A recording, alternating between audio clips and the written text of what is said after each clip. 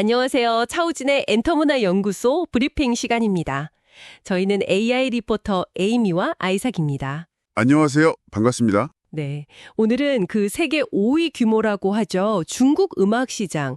정말 빠르게 컸는데 그 속을 좀 자세히 들여다볼까 해요. 네, 특히 저작권 보호 문제가 어떻게 진행되고 있는지, 또 앞으로 어떻게 될지 이런 점들이 중요할 것 같습니다. 맞아요. 그래서 저희가 참고한 자료는 WIPO, 그러니까 세계 지식재산권 기구 웹사이트에 올라온 글인데요. 영국 맨체스터 대학교의 쉬 칭칭 박사님이 분석하신 내용입니다. 그렇죠. 중국이 사실 이 저작권 문제에 꽤 오랫동안 신경을 써왔어요. 1991년에 처음 저작권법을 만들고 그 이후로도 2001년, 2010년, 그리고 가장 최근이 2020년이죠. 이렇게 3번이나 개정을 했거든요. 와, 꾸준히 업데이트를 했네요. 근데 법만 바꾼 게 아니라 실제 행동도 있었잖아요. 그 2005년에 시작했다는 젠왕 캠페인? 이게 좀 강력했죠. 네, 맞아요. 젠왕. 이게 뭐랄까 온라인 불법 복제나 저작권 침해를 대대적으로 단속하는 거였어요. 일종의 전쟁 선포 같은 느낌이었죠. 효과는 좀 있었나요? 워낙 그전에는 불법 다운로드가 많았으니까. 상당한 효과가 있었다고 평가받습니다. 그 덕분에 이제 사람들이 무분별하게 막 다운받던 것에서 벗어나서 라이센스를 기반으로 하는, 그러니까 정식으로 돈 내고 듣는 디지털 음악 시장으로 전환되는 데 큰 역할을 했죠. 아, 그럼 긍정적인 변화네요. 네. 그런데 여기서 또 흥미로운 지점이 생겨요. 이 과정에서 거대 스트리밍 플랫폼들 있잖아요. 그리고 대형 음반사들, 이들의 영향력이 훨씬 더 강해졌다는 겁니다. 아, 그러고 보니 딱 떠오르는 회사가 있네요. 그 텐센트 뮤직 엔터테인먼트? TM이라고 하죠. 맞아요. TME, QQ 뮤직이나 쿠고 뮤직 같은 주요 스트리밍 플랫폼 4개를 다 가지고 있잖아요. 4개나요? 와. 네. 거기다가 심지어 세계적인 음반사죠. 유니버설 뮤직 그룹의 지분까지 인수하면서 뭐랄까 시장 지배력을 엄청나게 키웠어요. 아, 그 기사 봤어요. 2024년 3분기 매출이 거의 1조 원에 육박했다고요. 정말 규모가 어마어마하네요. 네, 그 규모 자체는 정말 대단하죠. 근데 이제 또 다른 질문이 생기는 거예요.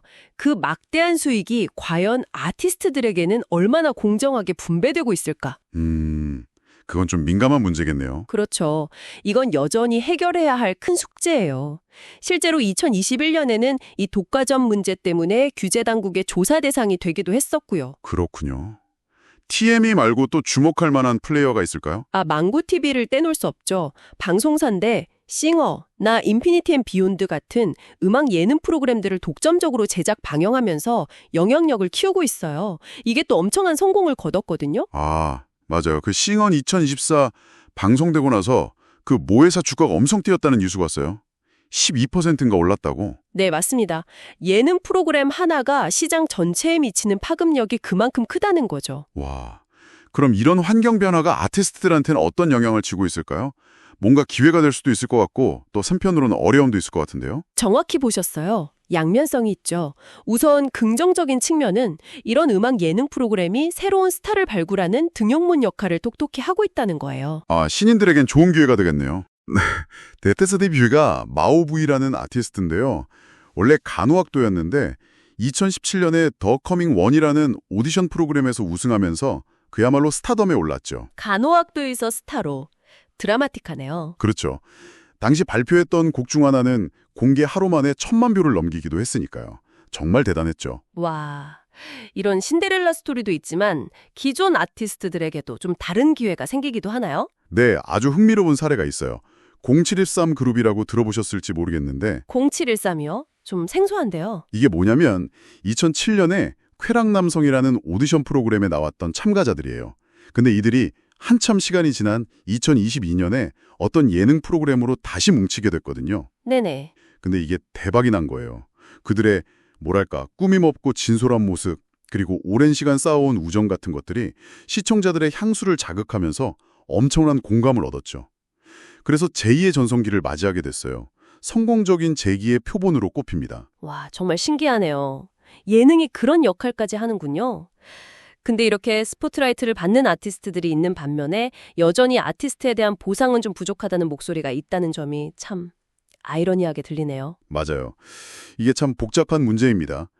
디지털화되고 플랫폼 중심으로 재편되면서 아티스트에게 돌아가는 몫이 줄어들었다는 비판은 계속 나오고 있어요. 이런 복잡한 중국 음악 산업의 역학관계나 최신 동향에 대해 더 자세히 알고 싶으시다면 저희 차우진의 엔터문화 연구소 뉴스레터를 구독해 보시면 흥미로운 분석들을 많이 만나보실 수 있을 겁니다.